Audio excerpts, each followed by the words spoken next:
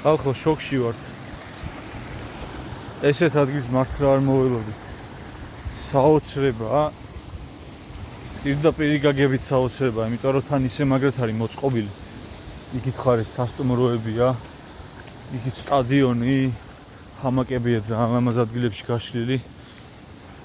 ეს ნახეთ. რა მაგარ ადგილზეა. ის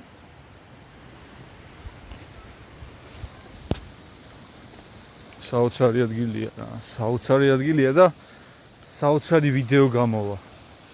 ძალიან მაგარი გამოვა.